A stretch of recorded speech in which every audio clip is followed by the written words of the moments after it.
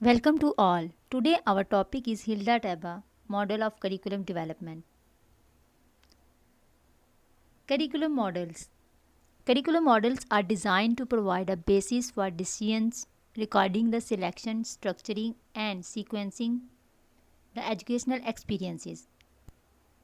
Curriculum models को educational experiences के इंतखाब, structuring और तसलसल से मुतल्लिक फ़ैसलों की बुनियाद फराहम करने के लिए डिज़ाइन किया जाता है. Models serves as guideline to action. Educational system में डिफरेंट मॉडल्स यूज़ होते हैं जो कि instructions, administrations system, evaluation system और करिकुलम मेकिंग के लिए हेल्पफुल साबित होते हैं. एजुकेशनल सिस्टम में डिफरेंट जो आस्पेक्ट्स हैं वहाँ पे किसी न किसी आइडिया या किसी मॉडल की ज़रूरत होती है. तो curriculum model as opposed to model of curriculum development. Hilda Taba. Hilda Taba was an architect, curriculum theorist, a educator and a curriculum reformer. She was born in a small village in southeastern Estonia. Taba was introduced the progressive education idea. Hilda Taba ने educational जो idea था प्रोग्रेसिविज्म के ऊपर present किया था. She was the student of John Dewey. She road a book Curriculum Development, Theory and Practice in 1962. Hilda Taba Model of Curriculum Development. This model was developed by Hilda Taba. She believed that there has to be a definite order in creating a curriculum. Taiba कहती हैं कि निसाब बनाने के लिए definite order का होना ज़रूरी है. ये मॉडल लर्नर्स की थिंकिंग स्किल को इन्हेंस करता है. According to Taba, there must be a proper education system after establishing and implementing learning contents. तो हम जो है इसमें देखते हैं कि जो हिल्डा टैबा है वो कहती हैं कि करिकुलम सिस्टम के अंदर हम कंटेंट की इस्टेब्लिशिंग और इम्प्लीमेंटिंग के बाद जो है वो अपने डिसीजंस को या करिकुलम की जो नीड्स हैं उसको देखते हुए अपने कंटेंट को मद्देनज़र रखते हैं. तो इस मॉडल का जो मेन कॉन्सेप्ट है इसके अकॉर्डिंग एक टीचर को करिकुलम डेवलपमेंट में इन्वॉल्व होना चाहिए. तो इस मॉडल में टीचर को करिकुलम मेकिंग के लिए भी इन्वॉल्व किया गया है. इसके अलावा हिल्डा टैबा जो मॉडल है इसमें कॉन्सेप्चुअल फ्रेमवर्क के तौर पे इसको लिया जाता है. इसमें हिल्डा टैबा का जो मॉडल है इसमें कॉन्सेप्चुअल फ्रेमवर्क की तरह जो है इसको शो किया गया है जिसमें ये बताया गया है कि आपने चीज़ों को किस तरह से सीखना है. करिकुलम डेवलपमेंट में क्या चीज़ें इंपॉर्टेंट हैं, क्या थिंकिंग प्रोसेस इंपॉर्टेंट है जो कि आपने इंक्लूड करना है. करिकुलम के एलिमेंट्स की हेल्प लेते हुए इनको आइडेंटिफाई करते हुए आपने एक फ्रेमवर्क डेवलप करना है जिसके थ्रू आपने चीज़ों को असेस करना होता है और इंक्लूड करना होता है कि कौन सी चीज़ें हमारे करिकुलम के लिए ज़रूरी होती हैं. तो ये मॉडल जो वो कॉन्सेप्चुअल मॉडल है जिसमें टीचर्स जो हैं वो मस्ट इन्वॉल्व होते हैं करिकुलम की डेवलपमेंट में. हिल्डा टैबा मॉडल जो है is also known as cross root approach based on rational that those who teach the curriculum. कि जो करिकुलम को टीच करवाते हैं, जो पढ़ाते हैं, like teachers should participate in developing the curriculum. उनको ज़रूर करिकुलम डेवलपमेंट के अंदर इंक्लूड होना चाहिए, पार्ट लेना चाहिए. This model is also known grass root approach. कि जो लोग पढ़ाते हैं, निसाब को ट्रांसफ़र करते हैं, उनको करिकुलम डेवलपमेंट में हिस्सा लेना चाहिए. तो टीचर को करिकुलम डेवलपमेंट में इनपुट जो है वो होना चाहिए. Hilda Taba model is similar like Tyler model. This model is based on inductive approach that starts with specific to general design. Steps stages in curriculum development are almost similar to Tyler's model. Tyler model में जैसे कि हमने देखा था कि sequence के साथ तमाम मॉडल जो एलिमेंट्स हैं उनको तरतीब दिया गया. तो सेम सिर्फ यहाँ पे जो डिफरेंस है, the main difference in the Hilda Taba is the need to carry out diagnosis the need of society and students needs. तो हिल्डा टैबा में सिर्फ जो थोड़ा सा डिफरेंस है टाइलर मॉडल से वो ये है कि इसमें सोसाइटी की स्टूडेंट्स की नीड्स को भी डिफ़ाइन किया गया है कि क्या होती हैं और किस तरह से हम उनको इंक्लूड करते हैं. तो जो हिल्डा टैबा का जो मॉडल है वो सेम जो है वो जो टाइलर मॉडल है उससे मिलता जुलता है. इसके अलावा इसमें यह है कि टाइबा मॉडल जो इंडक्टिव अप्रोच है, ये मॉडल इंडक्टिव अप्रोच की तरह है, जिसमें स्पेसिफिक चीज़ों से जनरल चीज़ों की तरफ जो है जाया जाता है। इस नुक्ता नज़र का जो बुनियादी ख्याल है कि निसाब में स्टूडेंट्स की जो नीड्स हैं वो सबसे पहले हैं, वो सबसे आगे हैं। करिकुलम का जो मेन अप्रोच है वो स्टूडेंट की नीड्स को देखा जाता है।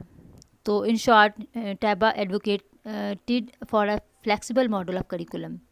तो ये मॉडल जो है वो फ्लेक्सिबल भी है, जिसमें डिफरेंट चीज़ों को देखा जाता है, ऑर्गेनाइज़ किया जाता है, स्कूल की डेवलपमेंट के लिहाज से कंटेंट को सिलेक्ट किया जाता है, डायग्नोज किया जाता है, रिसर्चर्स जो हैं इसमें टीचर्स को भी जो है वो इन्वॉल्व किया जाता है। तो ये जो मॉडल है ये फ्लेक्सिबल मॉडल है। इसके अलावा एवेल्यूएशन भी एज डिफरेंट लेवल पे जो है एवेल्यूएशन की जाती है, हर लेवल पे एवेल्यूएशन का जो प्रोसेस है उसको यूज़ किया जाता है। अगर हम हिल्डा टाइबा मॉडल की बात करें तो इसमें डिफरेंट स्टेजेस प्रेजेंट की गई हैं। तो ये 7 स्टेप्स हैं हिल्डा टाइबा के। डायग्नोसिस ऑफ नीड्स, सबसे पहले नीड्स को डायग्नोस किया जाता है, फिर उसके बाद फार्मूलेटिंग ऑब्जेक्टिव्स को फार्मूलेट किया जाता है, सिलेक्टिंग कंटेंट, उसके बाद कंटेंट को सिलेक्ट किया जाता है, ऑर्गेनाइजिंग द कंटेंट, फिर उसी कंटेंट को ऑर्गेनाइज किस तरह से करना है, सिलेक्टिंग लर्निंग एक्सपीरियंसेस हैं, उस ऑर्गेनाइज को कंटेंट को जो है कंटेंट को ऑर्गेनाइज करने के बाद एक्सपीरियंसेस को आइडेंटिफाई करना होता है, फिर एक्सपीरियंसेस को ऑर्गेनाइज करना और एट द एंड जो है वो एवेल्यूएशन। अब हम ज़रा इन जो मेजर स्टेप्स हैं इनको थोड़ा सा डिफ़ाइन कर लेते हैं। डायग्नोसिस ऑफ नीड्स कॉन्सेप्ट जो हिल्डा टाइबा, जो according to Hilda Taba framework, conceptual framework है, इसमें सबसे पहले जो आता है वो डायग्नोसिस ऑफ नीड्स। स्कूल की नीड्स क्या हैं, कौन सी चीज़ें स्कूल के लिए नेसेसरी हैं, फिर स्टूडेंट्स और टीचर का रिलेशनशिप जो होता है उसके मुताबिक जो है करिकुलम को डेवलप किया जाता है। आप जो है वो अकॉर्डिंग टू द जो नीड हम जो है वो अपनी जो मॉडल है उसको देखते हैं। इस पर यह भी कहा जाता है कि हम अथॉरिटेटिव वे से नहीं जो है वो डिफरेंट अडॉप्ट नहीं कर सकते, मतलब हम इसमें अथॉरिटेटिव तरीक़ाकार नहीं अडॉप्ट कर सकते, या टोटली हम डेमोक्रेटिक भी नहीं होते। ये जो मॉडल है इसमें मिक्स मेथड को अडॉप्ट करना होता है according to the needs of the society and according to the needs of students. इसके अलावा सब्जेक्ट मैटर होता है। हिल्डा के मुताबिक ये है कि जब हम नीड्स को देखते हैं तो सब्जेक्ट मैटर को भी देखते हैं कि सब्जेक्ट की नेचर क्या है, सब्जेक्ट में क्या वैरायटी होनी होगी, कौन सी चीज़ें अहम हैं, कौन सी चीज़ें नहीं इम्पोर्टेंट, तो इसमें हम अपने कल्चर को रिप्रेजेंट कैसे करेंगे। देन हमने जो टीचिंग मेथड्स हैं उनको देखना होता है कि कौन से कंटेंट के लिए, कौन से सब्जेक्ट के लिए कौन से टीचिंग मेथड्स हैं वो सूटेबल होंगे। उसके बाद ऑडियो विजुअल एड्स को भी लिया जाता है कि कौन से जो हमारे इस कंटेंट के लिए या सब्जेक्ट के लिए या मेथड के लिए विजुअल एड्स जो हैं या ऑडियो विजुअल एड्स हैं, जो AV एड्स हैं, वो कौन से इस्तेमाल होंगे।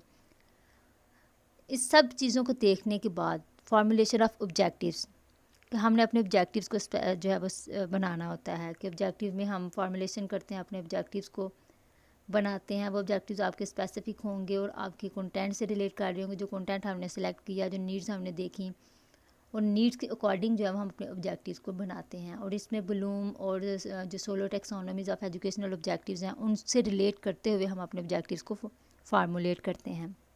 तो जो ऑब्जेक्टिव्स हैं वो ऑब्जेक्टिव्स शुड बी रियलिस्टिक, उनको रियलिस्टिक होना चाहिए, क्लियर होना चाहिए, और हमारे जो ब्रॉड ऑब्जेक्टिव्स हैं उसका स्कोप जो है वो ब्रॉड होना चाहिए।